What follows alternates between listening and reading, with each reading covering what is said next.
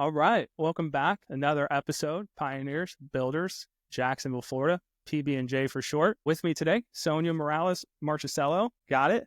Yes, you did. Very, very excited to be here. We have a lot of different things to talk about today with you and your involvement in Jacksonville and all the things you do on behalf of the city. Very excited to have you here. Thank you so much for being here and taking the time. Thank you for having me. I'm excited. Of course.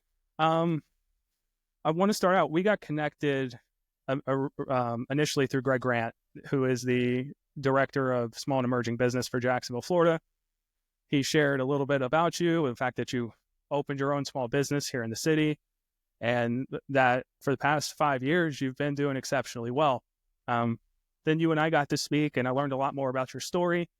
I said, man, people really need to hear this, and that's how this kind of came together. So I would love to start there. I want people to know who you are. I want people to know your name, and I want people to know your story. Can you talk a little bit about high level about the current business and what you do as an entrepreneur? As an entrepreneur, we Pinnacle Communications Group, I founded July 15th of 2020 with my two daughters at the time. We were a two-way radio company and then quickly pivoted to full-blown access. So we are the physical security company. We aren't personnel. We are absolutely the equipment, and we are all things keeping eyes on your property, on your people, on your assets. Okay. And what about that industry was like, oh man, I want to be a part of that? What drew your eye to it? The numbers. I'm a numbers person. So when I really started to look at what I could build inside a pandemic, I'm a pandemicpreneur. So when I launched the company initially, we were looking at what could we do in retail? What could we do that would sustain in a pandemic, but thrive outside of a pandemic? And when we really kind of broke it down, the girls and I drilled it down to technology, then we found out that there's such a deficiency for women in technology. 5% of women work in technology. 2.5% are actually minority women. And 0.5, not even a whole percent, are a founder or hold a C-suite position. And so that really drew me to saying, okay, this is our niche. This is what we're going to do. We're going to go figure it out in communications, and we're going to kind of help jumpstart this lull that everybody was in during the pandemic. Okay, that's great. And when you say the girls, you mean your daughters, correct? This is a family business. Okay. How important was it for you to make sure that this was a family affair? Well, it was critical because at the time I had two 18-year-olds. One was in school in Charleston. The other one was a valedictorian here at the local high school. And when the pandemic happened, they lost their friends. They lost their part-time jobs. They just stopped going to school. Amara had to move home from Charleston. It really just changed the entire landscape of what the girls understood as being 18-year-olds in Jacksonville. But I was going to work every day. My husband is an options analyst, so he works from home. So there really wasn't an outlet for both of them. They were the two who were still in the house that just didn't have any kind of outlet or structure at all. And these are varsity cheerleaders. These are vibrant, outgoing, young women. And it really it kind of was such a big toll on me as their mom, because I had to figure out what can I do to help them see that this isn't as grim as it needs to be, that there is an outlet. And I went to my husband. I said, hey, we got to figure something out with the girls. And he said, if there isn't an outlet, then you need to create it. And it just struck me. It was one of those things where it's kind of like the light bulb, but you're like, oh my gosh, do I really want to jump in and do this? But when some things are on the line, like your livelihood, the well-being of your children, there aren't questions. There's not a delay. There isn't a reason to second guess yourself. You jump, especially as a mom. The one thing that I do understand is moms can get it done. We just have to have a little bit of a vision, some focus, and we can figure it out. And I really just took some of those basics and said, let's go to the sofa. I took my daughters through a SWOT analysis on the couch with Funyuns and pizza. And we really broke it down and said, okay, this is what we're going to do, and we're going to figure it out. I'm not technologically, and I don't even know what kind of word I want to use there, but I can't turn the TV on in my house. Like, it's just technology and me have just always kind of struggled, but I'm a math person. So everything, if I can just correlate it back to the numbers, is exactly why it was so important to me to do something like this for the girls. So that's really what made it so important. Yeah. A couple of things you mentioned made me think of some thoughts. You not being a technology person is probably the greatest thing in the world. With the rise of AI and the rise of technology and the jobs that, it claims, and the fact that it's made everything so transactional and apersonal. 2025, there's such a huge shift to being in person, shaking hands, having legitimate actual social skills. So maybe at the time, it might have presented its challenges, but I would say in 2025, it's probably a value add. Do you agree with that, or am I off base? No, that's 100%. I mean, that's totally accurate. It has completely evolved. I think that women who are, anybody, not just women, but if you don't have that secure sense of technology, it's out there. All you have to do is, open up an app, get online, and you can figure it out. AI has been such a tool that has helped tremendously, especially for the learning curve that I had, that my girls had, and we were self-taught. So for us, it was really just doing the things that we naturally could do really well. I have super smart daughters and hyper talented, and just being as raw as possible with, hey, this is what we're good at. Let's use this to our advantage. We're all book smart. Let's start there. Those kinds of things. But AI it's been a rocket ship with some of the things that we're working with now in the company.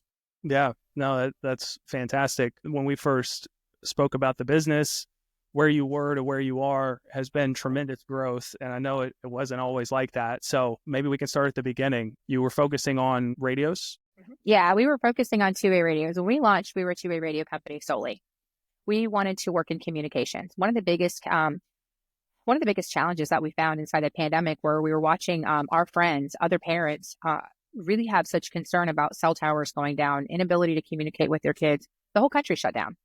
So when we saw that was there was a need there, we decided, what could we do that is going to maybe keep those lines of communication open, that's going to help, that's going to maybe create an assurance for some of these parents, these families, even these companies, the employers that were out there. People started to work from home. It just became very different. But then, it turned into so much more than what it was when we started. We had very humble beginnings. Cashed out of savings that my husband and I had to launch this company with two 18-year-olds, which I'm either insane or, I'm brilliant. I don't know, but I'm going to go with the latter because I'm telling you, it's worked out. But those are the things, that the unknowns that you don't know. Again, you jump because it's what's needed. It's what you have to do. So when we launched July 15th of 2020. From July 15th to December 31st, we did $65,000 in sales. And I was really thinking, what have I done? At that point, I started to second guess myself. But I have two girls looking at me like I'm the hero. I'm the superstar. Like, my mom's just killing it. We're just doing it. We're meeting all these customers. And these transactions are so minimal. They're a few $100s. They're not the saving grace, but they're just these small stepping stones. And we're my children are relationship built. I mean, lifelong friends and ability to communicate really well. And we've taken some of those raw skills and we put them to use with the company. And after I saw the kind of grim numbers at the end of the half of the first school year, I really started to evaluate, okay, we've got to get serious. So we started looking at bids. We started looking at other opportunity. And when that happened, we won a bid. Now, we were only about 8 months old at the time. We won a multi-year bid with Nassau County for their radio communication. And my daughter actually engineered a radio system that nobody believed would work. She was 18 years old and she's brilliant. So Marissa's working on this project and she comes to me and she's like, Mom, I figured it out. This is what will work. And we're looking at a radio project that we have no radio experience. We're learning just like everybody else around us is learning. So all the chips were stacked against us. We were talking to experts in the industry. We were doing all of our DD and it all came back to, it's never going to work. Sonya, don't put your money there. Don't put all the chips in. It's not going to work. And Marissa and Amar came to me and they said, Mom, this will work. So I did. I put all the chips in. I bet on the girls and we threw our hat in the ring for the bid and we won it against all the odds. There wasn't one person out there that said that this project was going to work. When we won the bid, we were so excited, but then we realized, okay, we need $100,000 to purchase the equipment and to fulfill this bid. So, that's the hard part about being an entrepreneur. You don't see what's coming because everything is unknown. But one of the biggest issues that I see with small business is access to capital, access to credit. Our mortgage company our cars, their loan, our auto loan businesses, the banks, nobody would give us an opportunity. Everybody said, you're too young. This is iffy. Everything was shaky. There just wasn't an opportunity where somebody just said, hey, I'm going to help you, until I met Mike Jones. I met Mike Jones in my CEO peer group, and I'd met him for 5 whole minutes, and he heard me tell my story. And he had a pen in his hand, and he put his arm up, and he said, kid, I'm going to help you. And I feel, now looking back on it, I feel bad because I kind of blew him off. I was like, okay, great. Yeah, Mike. Yeah, I've heard it before. Every person I've talked to turned me down. So how is Mike Jones and First Citizens Bank going to be different? But I will tell you, that was the game changer. That day was the game changer. I needed $685,000 and he funded me in 2 days. The whole thing. Whole thing. Ooh-wee. So you said something. I mean, when you told your story, there was something that resonated with him. Any idea what it was? He told me what it was. He said, I saw your passion as a mom, and I saw it the same way as a manager. And, when your back's against the wall and you don't know what tomorrow is going to bring, and the only thing you can do is rely on your faith, that's not a business plan. Faith is not a business plan. Hope isn't a business plan. But the one thing I did know is that with my tenacity, my grit, my discipline, and my consistency, I was going to figure it out. And I just needed God to put me in the right room. And he did. That day he did. And that completely changed the trajectory of our entire company. Clearly. I think that's awesome. I think it's beyond awesome. And I think that's going to really touch a lot of people. I'm out of curiosity, just because we're talking. You damn near blew them off because you didn't know how legitimate it was. But walk me through the range of emotions when the money hit the account and you knew it was real. I went out to my car that day. I was in my meeting. I went out to my car and I was like, God, I don't even know how you did this. Like, I don't know this stuff. And he's just like, hey, I'm going to help you. You've got a contract in hand. We're going to figure this out together. First Citizens is a small business bank. And I really didn't even know what that meant. My small business was 8 months old. I mean, what? But it was a flood of emotions because all of the papers, the documents, just everything that I had compiled to all the other banks that I had given that I got no's from, I had that same folder and I took it to him and I'm like, this is who we are. This is what we've got. And he took the contract, he read it over and he's like, okay, let's go to work. And he put his team A game. The whole team is just an A game. They're fantastic. And if you're not working with First Citizens Bank, you're not doing it right as a small business. But they had it it was seamless. That's the word that comes to mind. And I think I cried for probably 2 or 3 days because I couldn't even believe it. I was like, girls, this literally somebody just gave us almost $750,000 and our hard work is not for naught. It's not for nothing. And it was such a fire that day. But I have cried, screamed, yelled. But that day was that whole week.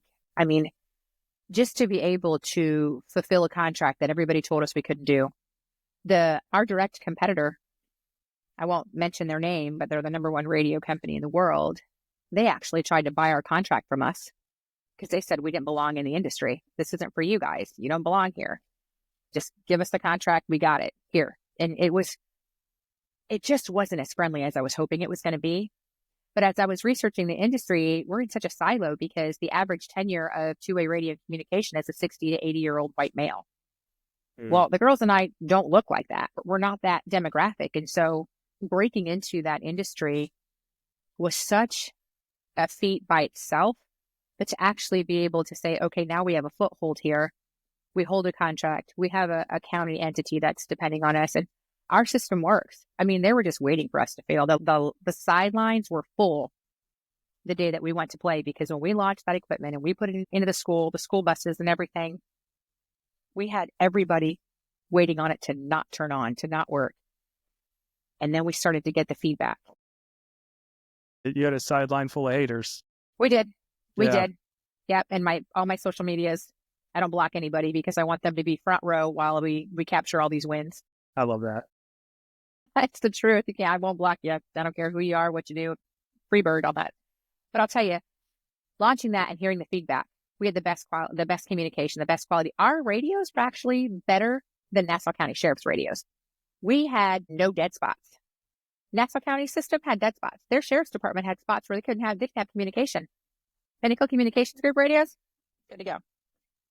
So we really set the precedence then. Without giving away any secrets, I don't want you to do that, but how were you able to achieve the no dead spot result, whereas clearly probably the unit of the county that needs that kind of communication the most wasn't even getting it? I think a lot of it is the what was counted out against us is our ability to learn. The girls and I hit the books. We had topography, architects. We did so much footwork. Feet in the street, boots on the ground. We were testing radios everywhere, from the beach out to McClenny, Briceville, didn't matter. We were up in the forestry area. We just wanted to make sure that no matter what we did, we were as foolproof as we could possibly be. And we run at about 100% communication anywhere in the county. And that was one of the biggest things is, people don't realize that what's almost a lost art is the elbow grease, putting in the work, going and doing it every day. And that's what we did. Everybody we knew who was helping us got in their car. Everybody had a radio. We drove around. We were all over the county. I mean, I think I know every backwoods county road in Nassau County that there is. We've been on it. But that's what it takes. We can't just talk about what we're going to do. We have to be about what we're going to do. And it's got to be action every day. And I think that's what sets us apart 100%. I've got no words. I mean, obviously, this is incredible. And congratulations. Thank you.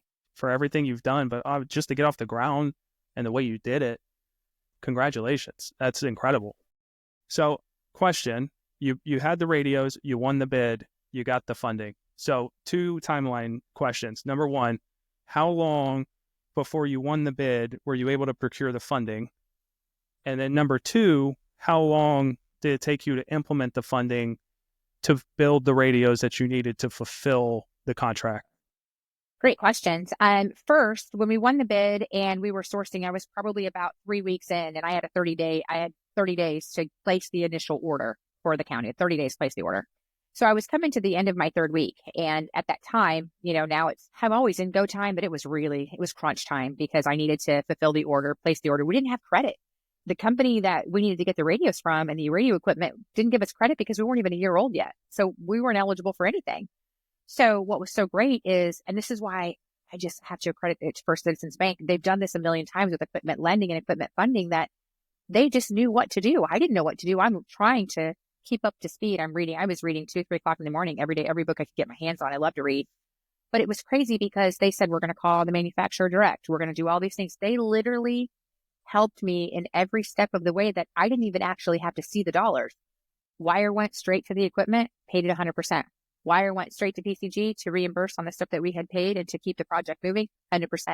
It was almost, like I said, it was so seamless. So the timelines, they lined up so well, and I have to attribute that to my faith, but the timelines were perfect. They couldn't have came. It was just, it's one of those in the nick of time. It was the serendipity of it all, honestly. Okay. No, that's unfortunately and fortunately, it's creating more questions, which I think is great. We're gonna tell the story here. So I'll start with the end. On the ROI front, you won the bid. Actually, I'm sorry. Let me start with that. You won the bid against probably the number 1 provider of two-way radios or number 1 builder of two-way radios in the United States or in the world, keeping their name out of it. How did you convince Nassau County to go with your 8-month-old business and not with this conglomerate that's been doing it and is recognized as the largest provider? I attribute it to the relationship. The girls were knocking on the door, and they were working with the school already. We were trying to sell our radios in the beginning. We were just like, hey, we know that you have a brand new school that you just built. We really it was our foot in the door, and we actually built the relationship before we needed it. We were talking to Nassau County. We were learning what our communication issues were. We really tried to attack the market locally with all 7 counties. But Nassau County was so receptive to us. Wanted to hear about our business. They wanted to learn about us. They wanted to know who we were. And, we knocked on the door, they opened the door, and they were it was such a good old boy system. They were so wonderful. But it was great because we were building a relationship with them, learning about their communication concerns, their issues, and their pain points. But we didn't even have a solution at that time. So several months later, when they were getting ready to write a bid and the bid came out, they called us and said, hey, we're going to write a bid. We would love for you to bid on it. That's how it happened. It wasn't because we read something in the newspaper. So pound in the street. Great segue question here to another small business owner, somebody that's 8 months in right now, right as we're having this conversation. They started their business July 15th, 2024, or maybe a couple months before that. And they're sitting here, they're like, the bid process is overwhelming. The bid process scares me, or I'm not ready to take on a bid. What would you say to them? Would you tell them to invest in relationships right now and work on that feature? Would you say to, the best way to learn is to do and just start filling out bids? What would be your greatest piece of advice to them? My greatest piece of advice would be get in the room. Get in the room. Don't feel like you're too small. And, my grandma used to say that when I used to complain to my grandma, it's just such a funny story. My bike chain fell off my bike. If my bike chain came off my bike, my grandma lived next door to me growing up. And I went over there and I'm like, Grandma, my freaking bike's not working. And she said, well, put your bike chain back on. I said, I don't know how. And she said, you don't know how. And the reason why you don't know it is because you didn't open a book, so you didn't learn it. And I always thought that was the stupidest answer. Like, I didn't read about it, so I didn't learn it. And I just always thought that was the craziest thing. And now, hindsight 2020, I'm like, oh my gosh, she's a genius. Because honestly, that's what it takes. If you want the edge, number one, build a relationship before you need it. You never know when you're going to do business with somebody. But the last thing you want to do is make any relationship transactional. So build a relationship before you need it. And I think that nothing is too big for a small business. And I always say, from small business to all business. And that's what it has to be. You can't have the mentality of being small. You have to have the mentality of being you're all business. No matter what, you can do it. And that's what it's going to take. Your one-liners are incredible. It's all those years of being a mom. Small biz to all biz. They're listening to me for 3 seconds. So the first 3 seconds, I got to explain what I need them to know. You gotta capture their attention like it's TikTok. You gotta set the hook. Yeah, that's small exactly biz to right. all biz. It is. It's true. There's nothing too big for a small business to handle. I mean, we're just taking notes over here. Appreciate that. Yeah. I'm fascinated by this bid. Because there's so many layers to it that we haven't even unpacked yet. So we're going to talk about JSEB in a second, but I know that you were in with JSEB at some point in this process, but I don't know when. So when you put the bid in, were these pre-JSEB days or post-JSEB days? We were pre-JSEB. So you did this solo dolo. This was all you. Before I even knew JSEB existed. Okay. And this brings me to my $1 million question, probably the one I'm most excited to ask during this entire conversation. If you won the bid and you were doing well and there was some level of ROI, I can't believe that this person would give you $685,000 if they didn't think that they were going to get their money back, if they didn't think that they were going to make a little bit of money back on top of it, if you weren't going to make a profit. I mean, clearly this bid probably satisfied those 3 needs. And then you made a pivot in your business. You didn't get away from two-way radios, but you certainly didn't make it the primary focus of your business. Why did we pivot? What did we pivot to? Why was it important? It was important because I wanted to show the girls that we could not have one lane. We couldn't have one avenue of income. So it had to be, we couldn't put all the eggs in one basket. We want a bid. We have a contract. We've got that. That is our recurring monthly revenue. Now we got to go out and get more. Now it's time to go. We got to keep going to work. And it's kind of funny, but our first hire came from that competitor that we talked about, that competitor in radios. He left corporate America and jumped on and came on board with our small business. So Cole Agner came to work for us that day. He's still with us. He is core in our company. And he said, Cap, he always calls me Cap. I'm not Sonya. I'm not Miss Sonya. I'm not boss. I'm not manager. It's just Cap. And he said, hey, Cap, I think we need to look at cameras. Because one thing that Cole understood was he had his ear to the ground. He knew what the pain points were in communication and in security. And he knew with the buildings that had been abandoned, people were working from home. There was so much vacancy. There was just so much opportunity that he was reading about, hearing about in his research that, hey, we need to start protecting these buildings. We need to start protecting these entities, because not only is communication critical in the pandemic, we also have exposure and liability because insurance companies are freaking out because people are loading up trucks with whatever's in the building. We have a local company here that Someone had rented a box truck, backed it up to their bay of the building, and took everything: the tables, the chairs, the desks, the fixtures, the lights, the pictures on the wall, picture frame, everything, the dishes in the kitchen, emptied it on the building. They didn't even know about it for 5 months. 5 months. Didn't even know their building was abandoned for 5 months. No idea. Then we found out that, and this is going to be a scary statistic, 68% of the cameras that are in use are dummy cameras. So then we're thinking, What? It's good. I'm telling you. Say that again. About 68%, just under 70% of the cameras that you see that are in use are dummy cameras. And so this was one of the things that Cole said, hey, we got to get in front of this. We need to start really beefing up security for these other companies and entities, because they're going to be in a situation where they're going to have to be, it's going to get serious. Police reports and theft and all the crazy things. Stuff I wasn't thinking about. I wasn't thinking about the abandoned buildings and COVID.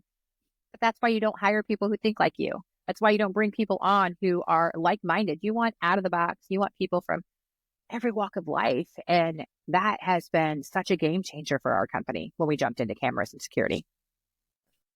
Having that statistic, it makes sense. Where'd you Cole, find out about that? Yeah, well, Cole. That's Cole. That's a whole, you can interview him on that one. That's absolutely I might have Cole. to. That's insane. And Cole is brilliant. He's absolutely smart. But the biggest thing that I think that most people don't understand is nobody was thinking about it in that moment.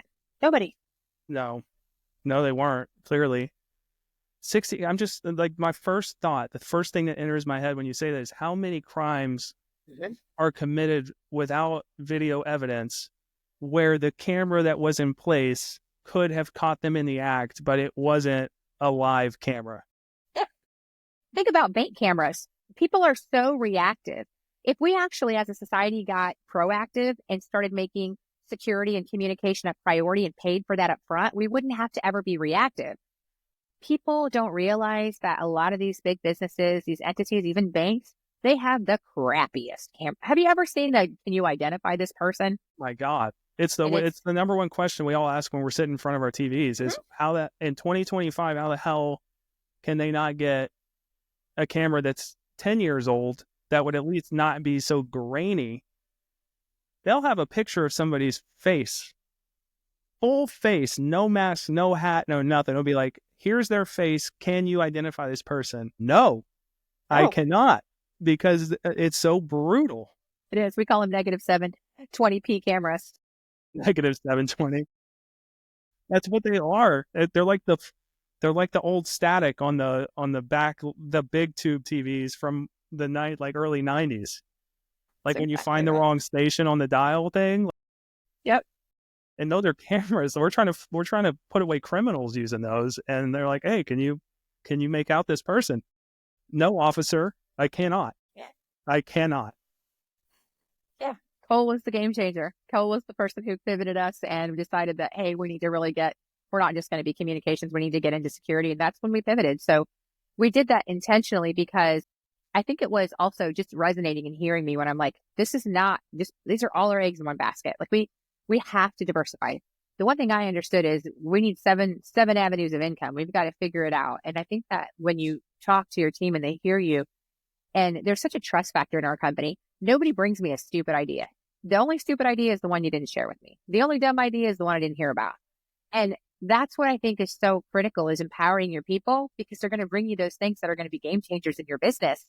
And if you don't have that open mind to hear them because of their perspective or just their thinking, you're doing yourself a disservice.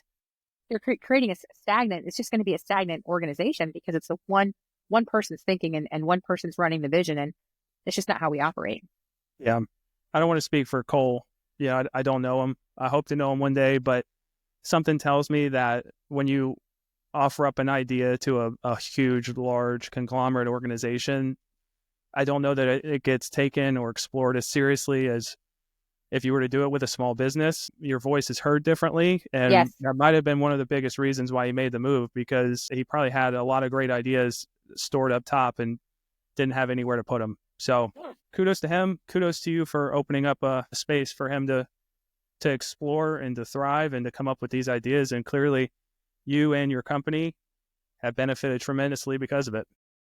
Thank you. Of course.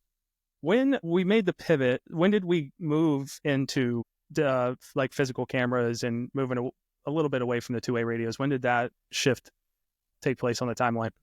It was probably 21. It was 2021 when we really started to get aggressive and started looking at, different camera companies and kind of what we wanted to do, how we wanted to move into the market.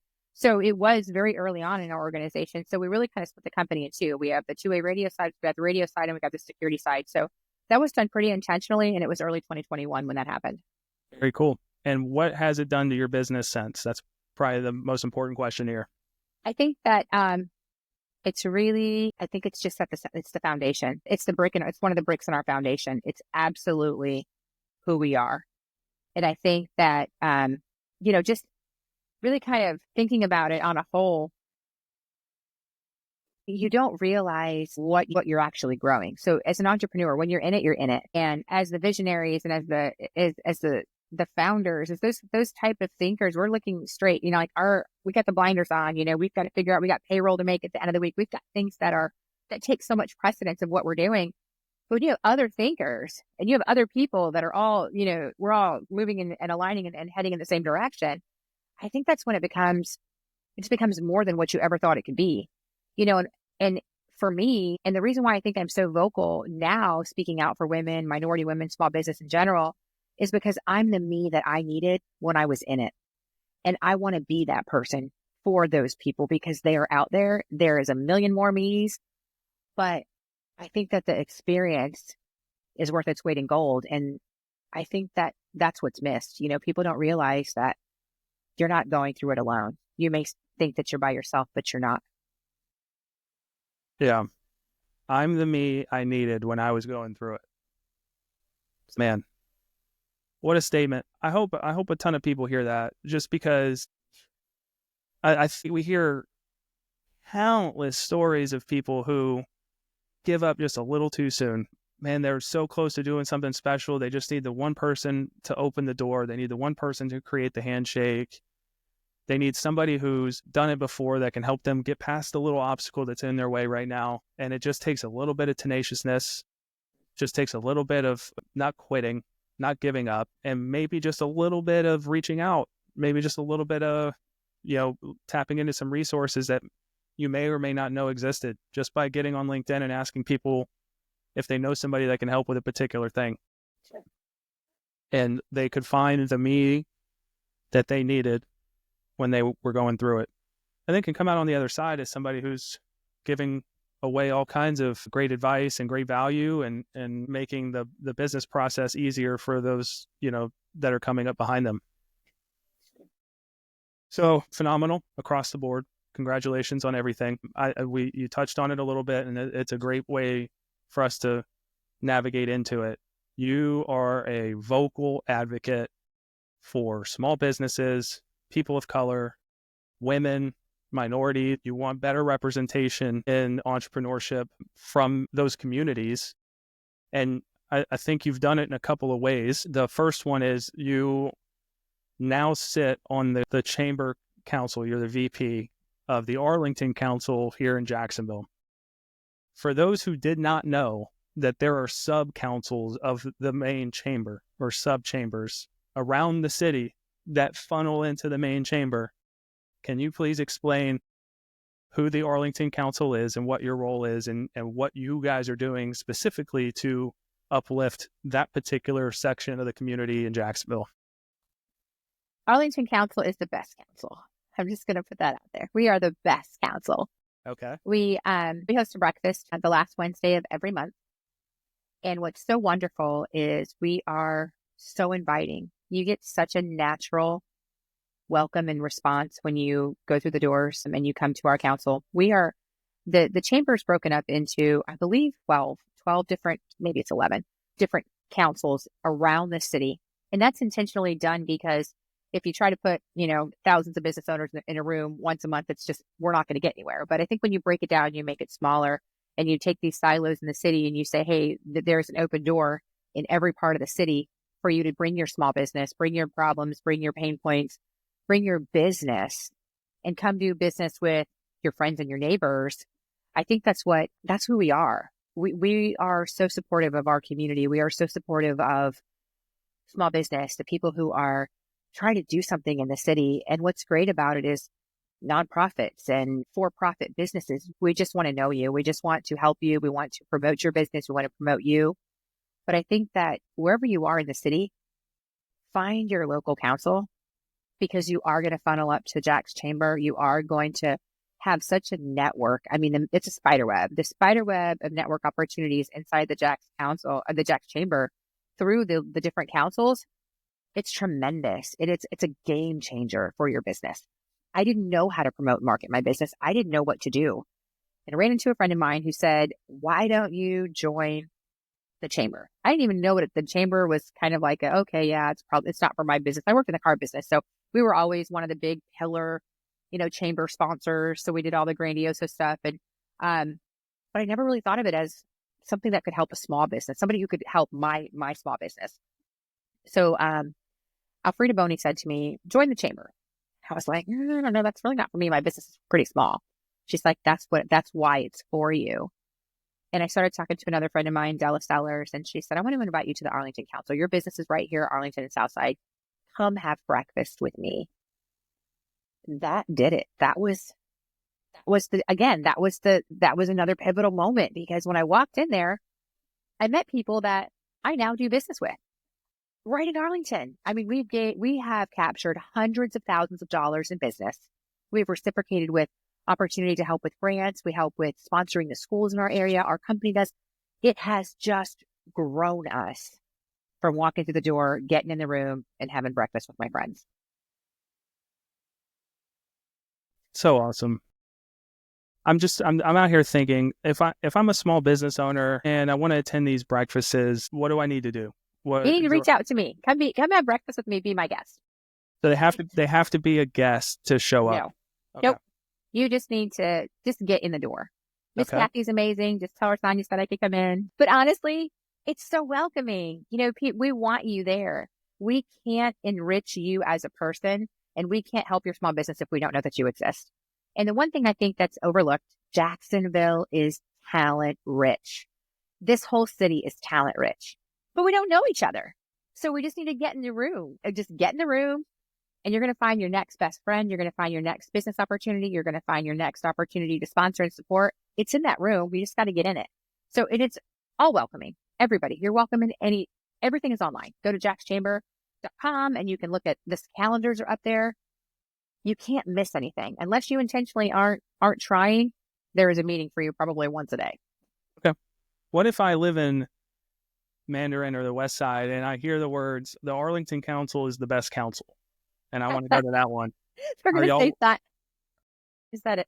Are you welcoming of all zip codes? Absolutely. We absolutely are.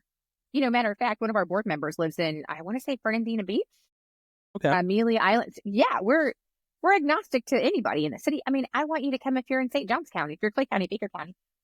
We have to get inclusive with each other. We have to break down the barriers. Nobody needs to be in a silo anymore. Come sit down, have lunch, have breakfast, come do an after hours, and get to know your next client, get to know your next big opportunity. Because if you don't do those things, again, we don't know that you exist. Yep. Or come get to know your support system. Yeah. I figure worst case scenario, if somebody comes in there and they're like having a really big problem with like my CRM, I guarantee you that room probably has 100 people that has had a problem with their CRM, and they can give some level of advice. Like, this is how to circumvent it, or there's a better one out there, or this is what I would do. I don't know. I feel like there's just the sticking points of entrepreneurship. I think the answers could be provided in those meetings. And I think that the stigma that it's just realtors or it's just bankers, that's such an illusion, because we have all walks of life.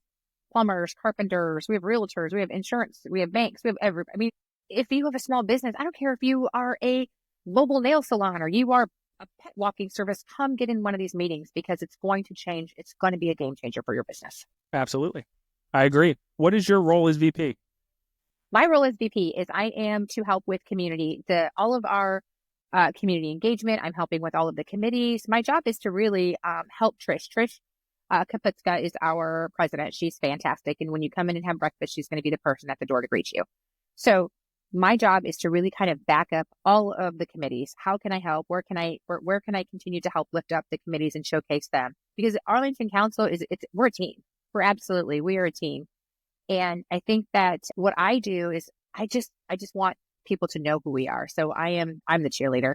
I really am. At the end of the day, I think I'm the cheerleader for all the different committees that we have, but we encourage you to get involved. Whatever your passion is, it's found in one of those committees inside those councils.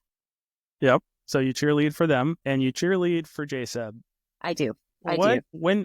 First question, when did you join JSEB? Well, it's kind of a crazy story. About 4 years ago, I tried to become a JSEBer and it didn't go so well. There was the old regime in there and it took me almost 3 years to get something moving with JSEB to become JSEB certified. I actually gave up on it. And then they changed. It kind of had a changing of the guard. Greg Grant came in and just brought this new energy, this breath of fresh air. And it was crazy because I was so negative. I was so negative with JSEB in the beginning because what I needed from them, I wasn't getting. And when I wanted to get certified to go after opportunities, I couldn't do it. It just became such an obstacle. I just shelved it. I was like, you know what? I'm a small business. I can't put energy towards something that just isn't bringing me any kind of ROI. So it got put on the shelf. But looking at where we are now, I was really excited because Greg came in. He said, fill out your application. Let's get it going. Let's see what this can do. And I just watched how different the two leadership styles were with the old JSEB group and the new JSEB group. And I kind of felt like I was in the middle of that because I had such a negative taste because I was really frustrated with how long it was taking. The process was inundated. It was just tough. But then Greg kind of came through and he came in and he was just looking at, hey, how do I make it better? But having that entrepreneurial mindset was huge. Having that I've been there before concept was huge. And when you look at somebody and you see that their effort is genuine, when you see that what they want is for the better of the city overall, they want small business to flourish. They want small business to endure and be successful. Man, I got on board in a second because I'm like, oh, this is what we need. I've gone through this problem. We've done that before. And it just became easy. It just was easy. Working with their team has been so fantastic. And he's out in the city. He's sharing what JSEB is. He's literally such a voice for small business. We have an advocate down in the city that we didn't have before because it had never existed. So yeah, shameless cheerleader. Yeah, shameless plug. Greg is a PB and JAX alumni. I'm proud to have had him on the show. So big believer in what they're doing. How has it helped you specifically or directly in terms of bids and working with the city of Jacksonville, if at all? Yeah, it actually has helped a lot. We have jumped into different programs with them and continuing education. We've received access to capital. We were actually one of the small businesses who won a line of credit. We got a loan in the A2C program that JSEB put together last year. And my company received $100,000 from JSEB. Wow. On a loan. Interest is 4%. I mean, it's what small business needs. Now, not only do we have all of these different programs that are moving and shaking and starting to create a buzz, there's true knowledge there. If I have a question, I don't understand something, I can pick up the phone and somebody's going to answer, someone's going to be knowledgeable, and somebody's going to find me the help that I need. All of those things have been missing for years in the JSEB program, and now they're available. Now they're there. So we have been really, truly blessed to have somebody come in and start working on behalf of us and not on behalf of the city. And I kind of feel like it sounds a little crazy, but I feel like Greg is small business facing in terms of looking and saying, okay, city, this is what the small business needs, instead of the city saying, I know what you need. I know what's best for you. And I think that that's the game changer for us. It also helps that they put an entrepreneur in that position. Yes. Ta-da! Who'd have thought, I'd like a pilot to fly me around, if I'm going to get in a boat, I'd like a captain. So I think if we're going to have a small business program, we should get somebody from small business. I agree wholeheartedly. I love what they're doing. I think I'll share this every time I can. You said you got $100,000 at 4%. By the way, that's lunacy. That number, but they give away grants. They give away some of that money and you don't even have to pay it back. Yep. I created a hashtag for that. Hashtag where's my grant? It literally came from me because Greg is like, where's Waldo? He's everywhere. He's popping up all over the city. And so it just became hashtag where's my grant. So, and now it's hashtag grant rant. So if there's like something going on and I don't understand it, I'm like, I'll text him and hashtag grant rant and he'll know, oh gosh, I need to call her about something. But, you know, he kind of, I think what he did was he said, okay, Sonya, you are a JSEB ambassador. I didn't even know what that meant. And I was like, well, what am I supposed to do? And he's like, what you're already doing. And I'm like, oh, I can do that. So it's that simple. It's not rocket science, but it's really definitely needed for sure. I couldn't agree more. There were some stats he threw at me. I couldn't like wrap my head around, just like you did today. 68% dummy cameras, the representation numbers in entrepreneurship and at the C-suite level. Like stats have been blowing my mind of late. But, you know, we have about 27,000 small businesses registered in Jacksonville. We only have 400 certified JSEBers. That's crazy. I think that's a number that needs to be fixed. The fact that 45% of all employees that exist in the United States of America are employed by small businesses. That number to me was so high. I couldn't wrap my head around. I still can't wrap my head around it because that means big level corporations, Fortune 500s, government, et cetera, only make up about half of the employment in the United States. That's why small business is so important. So I'm not a JSEB ambassador per se, but I'm going to cheerlead for them all day and try to navigate people for so many reasons to go there. Grants, loans, bids, 20% of all Jacksonville based bids, JEA, JAA, JTA, everything. Yeah, the set-asides go to JSEB businesses. Like, and if there's only 400 of you, you got a pretty good shot at winning. Yeah, I think that we have a lot of work to do with contracts. We have a lot of work to do with contracting. We have a lot of work. There's a lot of work to do.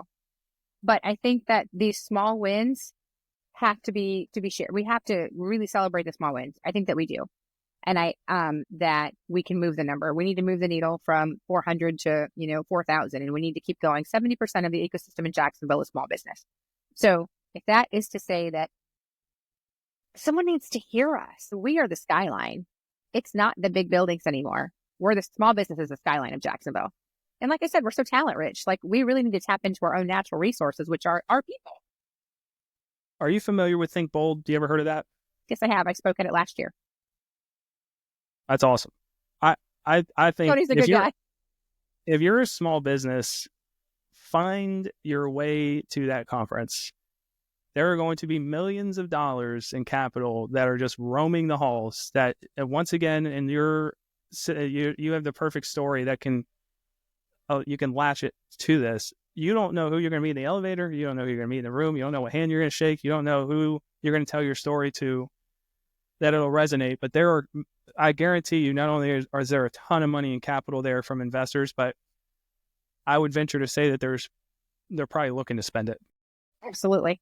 And I'll share this with you. Nobody knows this, but the day that I met Mike Jones, I didn't even want to go to the meeting. I was crying in my car. I went in the meeting, puppy eyes, and I just didn't even want to get in the room because I felt so defeated. But you know what? If I wouldn't have went in the room, I would have never met Mike Jones, and it would have completely changed the trajectory of my company. It is conferences like this. It's just those opportunities exist, but you have to be seen. You got to get in the room, and you're not paying $25, $50, $100 for a ticket. You're paying yourself. You're investing in you. And if you're not worth $25, $50, or $100, get out of the entrepreneur world because you have to invest in you. And you have to change the mindset. I tell everybody when they tell me, oh my gosh, Sonya, I'd love to do that, but it's $75 for a ticket. And I have to say, can you invest $75 in yourself? Don't get your nails done that week. Don't cut your hair that week. Don't put a gas, work from home next week. I don't care what it takes. Sacrifice has to be involved if you're going to do it. And you want discipline and consistency to collide every morning if you're going to be successful. Yep. Buy the store brand for a month. I don't know. There's got to be something. There's a way. Always. Or ask a friend for it. I guarantee, anybody that's starting a business, that you have supporters in some capacity. Somebody's rooting for you. So I think the tickets are $40. And the thing is there's scholarship opportunity. Find somebody who would want you to go be in that room. Oh, yeah. Right. I had people, I've spoken at conferences where I've had women email me and say, I really would like to go. I don't have the funds. Do you have a program? Could I work at the conference? Could I promote it? There's always a way. There is always a way. Always a way to get in the room. Yeah.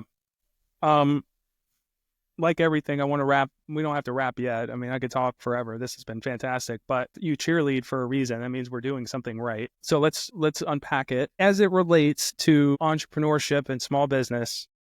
What is Jacksonville doing well? What should we keep as we move forward? I think you need 2 or 3 more grade grants. So That would be great. that would be great. But Adam Dillon came in and he's also amazing. Kareem is great and Crystal's great. I think that we just need a bigger department. He needs more hands. We need more hands in the city so we can really touch more people. I think that we need more dollars allocated to it. It's not just capital and access to capital. It's education. It's training. It's all of those things. Small business, we spend so much money. I have to get certifications and, we have so much continuing education and those are high dollar, high ticket items that we have to put on our bottom line as small business. That's where we need help. We're not asking for someone to give us a handout. We're saying, hey, help us so we can go and create another job. And the way that I look at it, and I just did a questionnaire for this city. I just turned it in this morning and it said, how are you measuring your success in your small business? And my response was, every time I get to create another W-2. Just creating another job for the community, for the market. We're not going to change. We cannot be the change that we want to see if we aren't actually the change. I agree. I mean, That's what are we running on here? We're running on the fact that we want Jacksonville to be the small business capital of the Southeast. So what do we have to do? We either have to create small businesses, which we have a ton, by the way, or bring them here, but we need to uplift them and give them capital and give them reasons to hire and give them growth opportunities. I'm with you. And we have to treat small business like we do the sales forces and all these big entities and companies that come and they have 10 years of no utility bills and they have all of these perks from the city and all of these things. And it's like, wait a minute. I have to pay. It costs me $10 every time I park to go downtown every single day that I'm down there working in the city. There are little ways that the city can make small changes that become big results when you're looking at small business. And we've got all these buildings. Put small business in these buildings. One thing for me, my rent is going to triple. It is going to triple. We got into our building in COVID, but now that our lease is up, our rent is going to triple. And I went to Greg and I said, Greg, I need help. There's no reason for it. And those are the things. But you look around and it's like abandoned building, that could use some help. That needs the grass mowed. There's a million opportunities. We just got to get moving. The city needs to get faster at making decisions and everybody needs to get on board. That has to happen. Well, let me follow up. Like, how can we do that? If you were put in charge mainly to get us faster, how would you do it? Well, number one, I would change a couple things. I think that if you're 18 years old and you can go sign up and become, put your life on the line for our country, or you could go sign yourself up for $100,000 in student loan debt, then as an entrepreneur, you should be able to walk into your bank and get the same amount of money and launch your business. I think there is absolute ways. It starts with legislation. It's infrastructure. There's a lot of different things. I mean, I could go on. I have a whole playbook. If you're a small business, you shouldn't have to pay to park downtown to go to work. I can get on a tangent about this. Let's go. That's what it takes. We've got all of these things that there's cities sitting on hundreds of $millions in resources, and we're doing nothing. Let's take some of those old cars, old work vans. Let's recycle that, upcycle it to a small business who needs that. That plumber needs it. That carpenter needs it. There are ways to move and manipulate within the city that isn't costing the city any money. Stop paying taxes on cars that are sitting in a parking lot because they have the city sticker on them. Let's put those to use. Let's create transit for small business. Let's do things that just really invigorate what small business can do downtown. You want to revitalize downtown? Well, it starts with the 27,000 opportunities of people that you have down here that aren't able to get in there and work because we don't have a certification. We don't have bond. We don't have $100 million in insurance. I mean, we need to cut that stuff out. On a bid, it's like 50 pages. And it's like, calm down. We're mom and pop. Let us come in and do the things that we need to do, but don't treat us like it's almost like the double-edged sword. It's a left-handed turn down. You've got to jump through these 52 hoops and then you're going to have an 8% margin. Okay, great. Not worth my time. I'm going to go and I'm going to continue to be feet in the street and boots on the ground. The city has the dollars. They just need to put them to good use. This is what we need to do. Small businesses need places to go and get copies and do all the things that we have to do. I'm so excited for Greg. He's got the 4 different small business community centers that he's getting ready to put into commission. That's amazing, but we need more. And they're all centrally located right downtown. Jacksonville's huge. We need one at the beach. We need one in Southside. We need some over on the west side, some in the north side. There's so many things that we could do. We need some coalitions and some committees. with some dollars to start putting them right back into the communities. That's what we need. I agree. I think the one thing that we didn't touch on, but to me, it's common sense at this point. If you get the small businesses downtown, if you fill out these buildings, then all of these restaurants and these bars that just suffer every time, and it was just recycling different names and whatnot of people moving out and moving in. Well, now people have a place they can go to lunch, they can go to dinner, they can go to happy hour, they can host events, they can do chamber events. I mean, they can do anything. So I think, getting the people, just get them downtown, and I think the rest of it will sort itself out. But you have to give them a reason. Put a sticker on our car. Put a sticker on your car, small business, so you get to go downtown and park, so you can go do business downtown. It's so little. It's literally so little, but it causes such a ripple effect. And I always say, throw a pond. The pebble you throw on the pond will touch every shore. It doesn't matter how big the pebble is. Throw it in the pond. It's going to touch every shore. The ripple will touch every shore. And I wholeheartly believe that. And I just, how are you laughing at me? But it's you and these one-liners are these quips are just coming. It's my personality. It's literally what I put into every day. I'm truly who I say I am. And it's the small businesses like myself who just want to be heard. We just want to be heard, and we want to be represented correctly. I think that for us as a minority women-owned company in Jacksonville, I want to be represented correctly and accurately. And I think that we missed the mark there too. There's a lot of things that we have to do. We have to make changes, but I think it's all possible stuff. Yep. Where can obviously, I think people are going to want to talk to you and meet you and stuff after hearing everything that we've had to say. How do they get to you? How do they find you? Easy. First of all, text me. That's the fastest way to reach me, is to text me. And I give everybody my cell number. You can text me and I will respond. It's 919-671-2662. Social media. Come find me on social media. My email is super simple. Sonya@pincomgroup.com. Our website's easy. www.pincomgroup.com. Just easy peasy. Okay. And then you have pretty big presence on LinkedIn too, so people can come find you there. Yes, about 18,000 followers. And it's crazy because I look at the demographics of that, and I think about 90% of the followers that I have on LinkedIn are all local. They're like local followers.